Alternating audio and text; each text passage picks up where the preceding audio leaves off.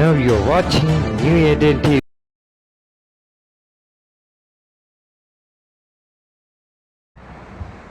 கிறிஸ்துக்குள் அன்பானவர்களே, நாம் இந்த ஓய்வு நாளிலே மிக சிறப்பான ஒரு செய்தியை இன்றைக்கு ஆண்டவர் தரப்போகிறார். இது ஒரு என்ன சிறப்பான செய்தி, அனைவரும் ஆவலோடு காத்து கொண்டு இருக்கிறோம். இதோ ஆண்டவர் ஒரு அருமையான செய்தியை கொண்டு வந்திருக்கிறார். ஆண்டவருக்கு நன்றி செலுத்துவோம். இன்றைக்கான தேவ செய்தி, இடுக்கலான வாசல் வழியாய் செல்லுங்கள். இன்றைக்கு தேவ செய்தி ஒரு வித்தியாசமாக, இடுக்கலான வாசல் வழியாய் செல்லுங்கள் என்று ஆண்டவர் நம்மளை நினைவுபடுத்துகிறார். பொதுவாக மனிதர்களுடைய நோக்கம் என்னவாக இருக்கும்? நல்லா வசதியா விசாலமான ஒரு எங்கேயா நீங்க செல்லும் போது கூட இடுக்கலான ஒரு ரோட்ல போக மாட்டோம், பட் குறுக்கு வழியில போவோம். ஒருவேளை மெயின் ரூட் இடுக்கலா இருக்கலாம், ஆனா குறுக்கு வழி எப்படி இருக்கும்னா விசாலமா இருக்கும். அப்ப அந்த விசாலமான ஒரு குறுக்கு வழியில போய் அந்த அந்த விசாலமான பாதையில போயிட்டு குறுக்கு வழியான அந்த மெயின் ரூட்டுக்குள்ள வரணும் அப்படின்னு நம்ம நினைப்போம். இது இயல்பு தான், மனித இயல்பிலே எது வசதியாக இருக்கிறதோ அதுதான் நமக்கு கம்ஃபர்டபுளா இருக்கும். ரொம்ப கஷ்டமானதை என்னைக்குமே நம்ம செய்ய மாட்டோம். ஆனால் இங்கே ஆண்டவர் சொல்லுகிறார், இடுக்கலான வாசல் வழியாக செல்பவர்கள் ஆசீர்வதிக்கப்பட்டார்கள். இதற்கான மைய வசனம் மத்தேயு 7ஆம் அதிகாரம் 13-14 வசனம் நாம் வாசிப்போம்.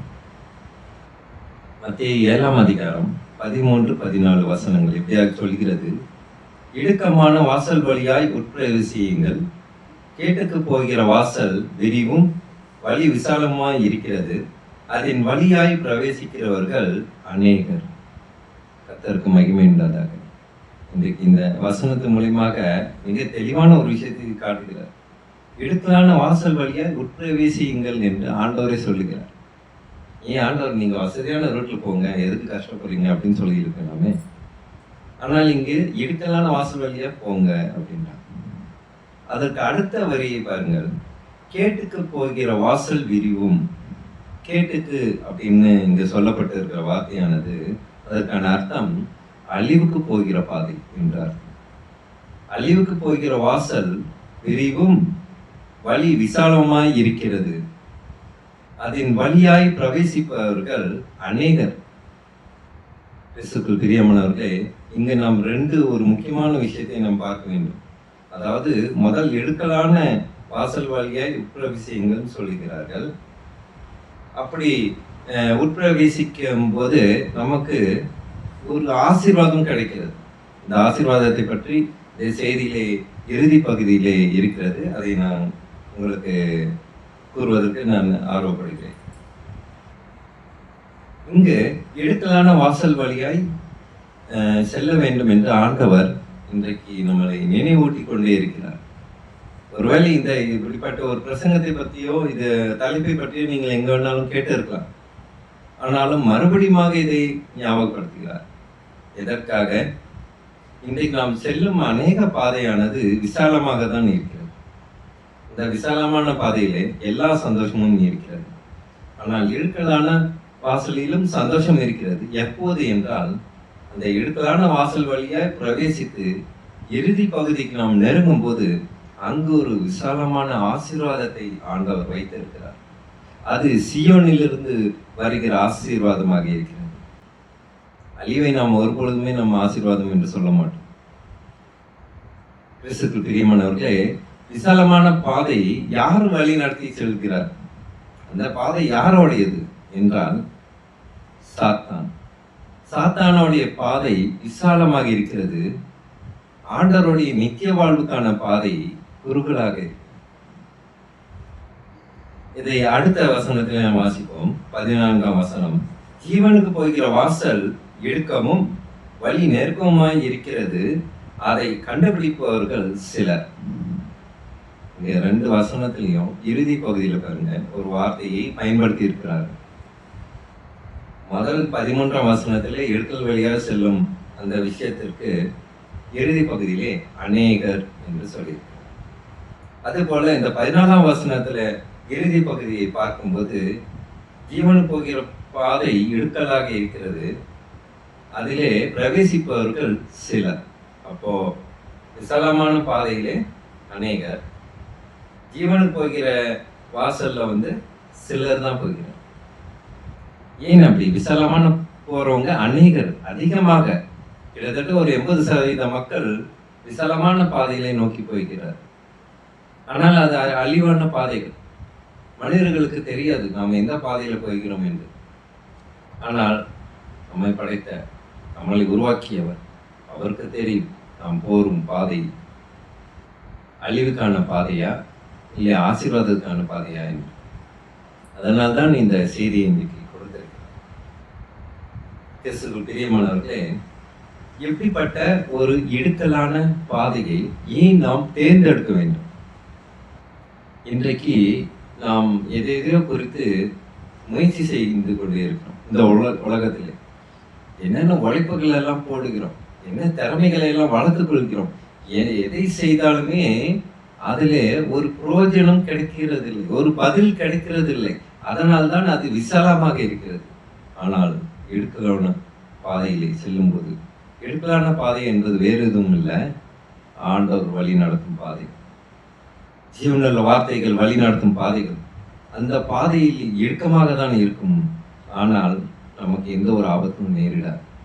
ஆனால் விசாலமான பாதையிலே நிறைய ஆபத்துகள் இருக்கிறது. அந்த ஆபத்துகளை யாரு தப்பித்துக் கொள்வார்கள்? ஒருவரும் கிடையாது. எத்தனையோ பேர் தொழிலை முதலீடு போடுகிறார்கள். அதில் ஒரு சில பேருக்கு அது வெற்றி கிடைக்கிறது, மீதி பேருக்கு அந்த தொழிலிலே நஷ்டமாகி மனவேதனைப்பட்டு மன அழுத்தத்துக்குள்ளே உட்காந்துக்கிறார்கள். ஒருவேளை குடும்பத்திலே ஒரு நல்ல ஒரு புரிதல் தன்மையோடு இருந்தார்கள் என்றால் அதுவும் இருக்காது.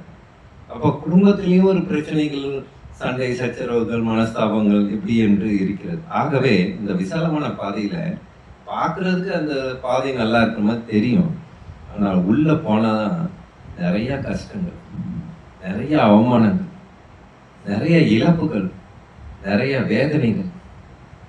எப்படி மனிதர்கள் இப்படிப்பட்ட பிரச்சனைகளை அந்த விசாலமான பாதையில் தான் சந்திக்கிறார். இன்று ஆண்டவர் 3 பாதை குறித்து சொல்கிறார். முதலாவது விசாலமான பாதை, அதில் அநேகர் பிரவேசிக்கிறார். நீங்கள் இப்போது காணொலி தொகுப்புல பார்க்கும்போது கூட சைட்ல உங்களுக்கு காட்டப்படும் வீடியோவை நீங்கள் பார்க்கலாம். அநேகர் அந்த குறுகலான பாதையில, விசாலமான பாதையிலே போகிறார்கள். அந்த விசாலமான பாதை அவர்களுக்கு அழிவை கொண்டு வரும் பாதையாக இருக்கிறது. மற்றொன்று குறுகலான பாதையாக இருக்கிறது. அதில் சிலர் தான் அதில் பிரவேசிக்கிறார்கள். ஆனால் அவர்களுக்கு ஆசீர்வாதமானது விசாலமாக இருக்கிறது. அதாவது பாதை குறுகலாக இருந்தாலும் ஆசீர்வாதம் விசாலமாக இருக்கிறது. இங்கு விசாலமான பாதையாக இருந்தாலும் ஆசீர்வாதமே இல்லாத ஒரு வாழ்க்கையாக இருக்கிறது. இதைதான் ஒன்று விசாலமான பாதை என்று ஆண்டவர் சொல்கிறார், இரண்டாவது குறுகலான பாதை என்று சொல்கிறார், மூன்றாவது ஒரு பாதை இருக்கிறது, அதுதான் ஆசீர்வாத பாதை. எந்த பாதையில் நாம் போக வேண்டும் என்ற தீர்மானத்தை ஆண்டவர் நம்ம கிட்டே விட்டுட்டார். நீங்களே தீர்மானம் பண்ணிக்கோங்க, விசாலமா போகணுமா அதுல போய்க்கோங்க, குறுகலான பாதையா நீங்க வாங்க. ஆனால் எல்லா சந்தோஷத்தையும் நீங்க அனுபவிச்சுக்கோங்க, ஒன்றும் பிரச்சனை இல்லை. ஆனால் நியாய தீர்க்கும் போது எனக்கு நீங்கள் கணக்கு கொடுக்க வேண்டும். நியாய தீர்ப்பு போகும்போது அங்கு அவர் தீர்ப்பு வழங்குவார். விசாலமான பாதைகளில் போனவர்களுக்கு அழிவு, குறுகலான பாதையில வந்தவர்களுக்கு தான் நித்திய வாழ்வு. கிறிஸ்துவுக்குள் பிரியமானவர்களே, விசாலமான பாதையானது சாத்தான் வழி நடத்துகிறான், குறுகலான பாதையிலோ ஆண்டவர் வழி நடத்துகிறார். அது புனித பாதையாக இருக்கிறது. யாரையும் வேதனைப்படுத்தாமல், யாரையும் கஷ்டம் கொடுக்காமல், கடவுளோட வார்த்தைக்கு மதிப்பு கொடுத்து, கடவுளோட வார்த்தையை தன்னோட வாழ்க்கையை செயல்படுத்தி ஒரு உன்னத வாழ்க்கையை வாழ்பவர்கள் தான் அந்த குறுகிய பாதையிலே பிரவேசிக்கிறார். யோவான் 8ஆம் அதிகாரம் 32ஆம் வசனம் இப்படியாக சொல்கிறது, சத்தியத்தை அறிவீர்கள், சத்தியம் உங்களை விடுதலையாக்கும். சத்தியத்தை அறிபவர்களுக்கு தான் அந்த விடுதலை.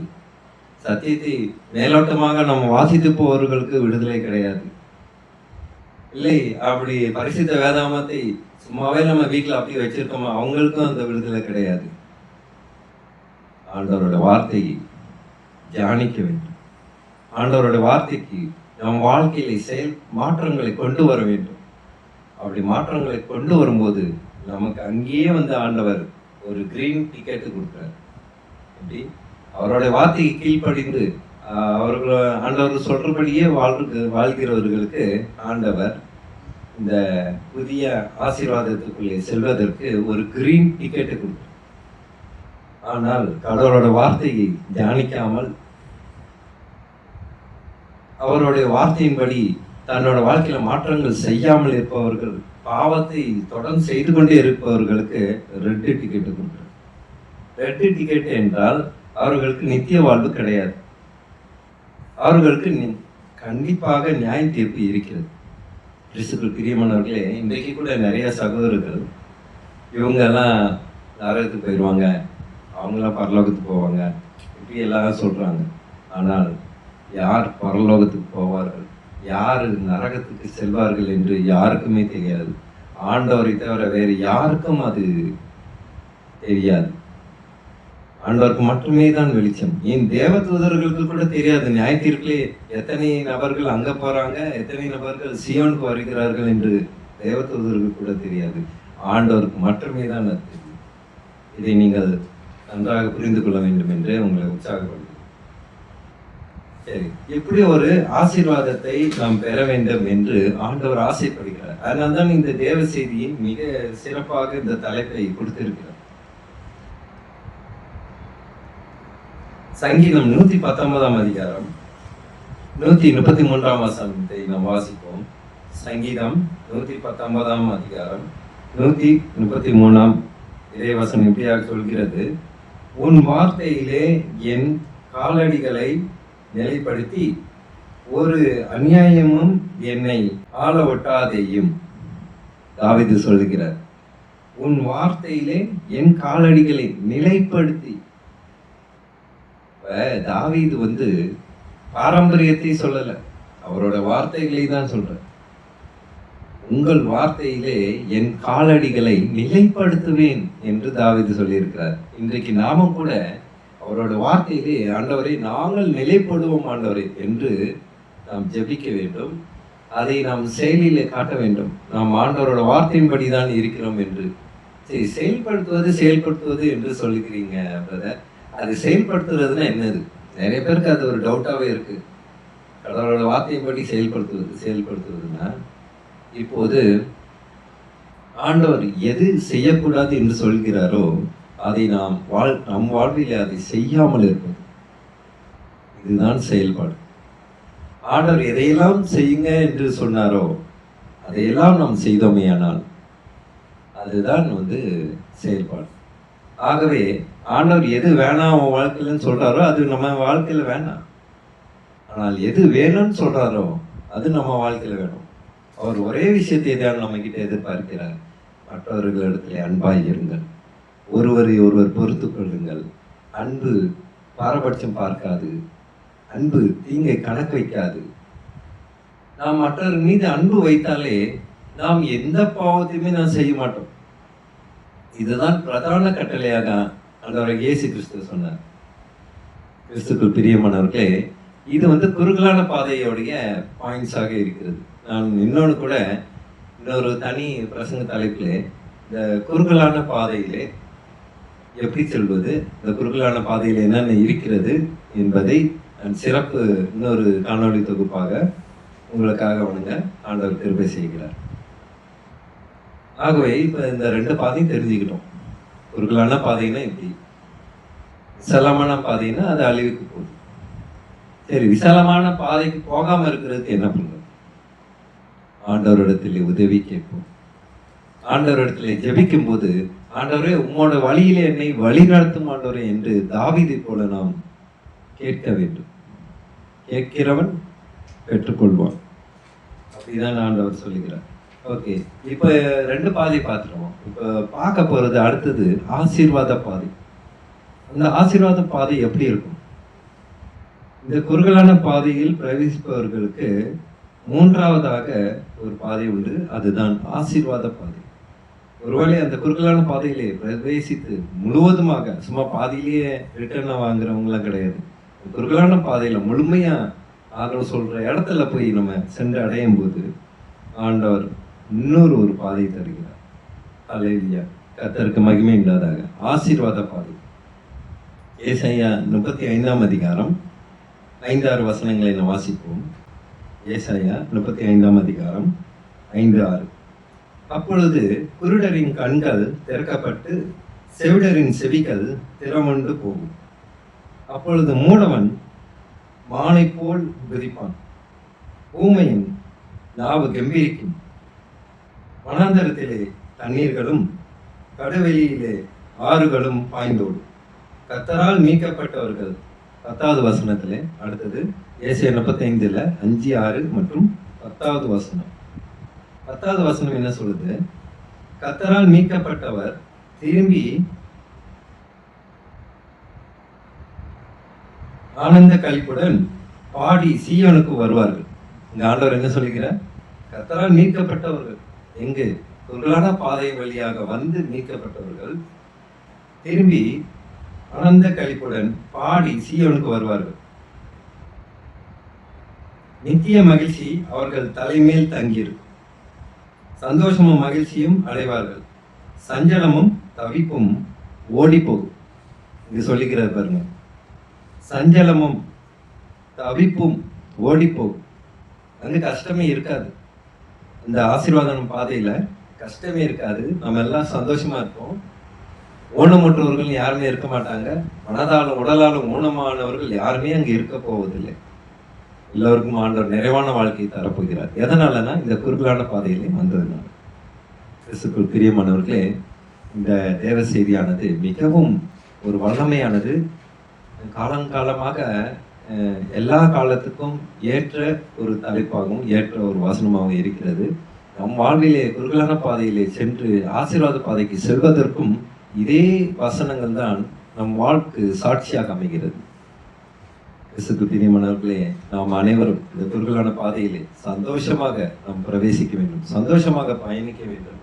அங்கு கஷ்டங்கள் நஷ்டங்கள் வந்தாலும் ஆண்டவர் நம்மளை வழி நடத்துவதற்கு, அந்த கஷ்டத்தை தாண்டி போவதற்கு ஆண்டவர் நமக்கு பலனின் சக்தியும் தந்தவர்களை நாம் ஜெபிப்போமா?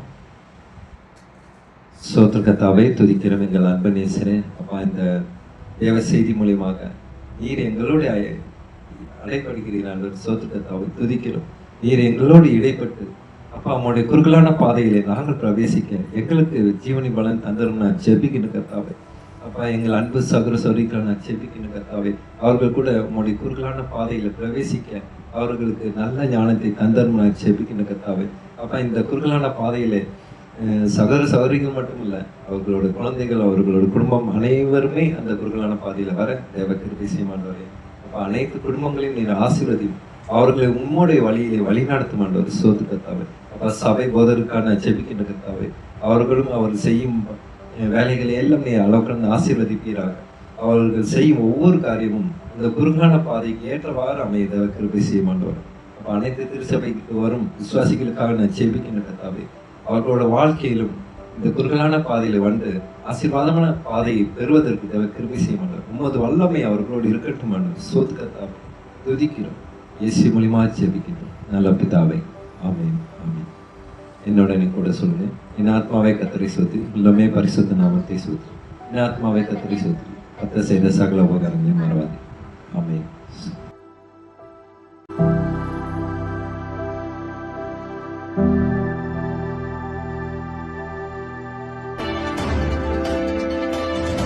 Now you're watching New Eden TV.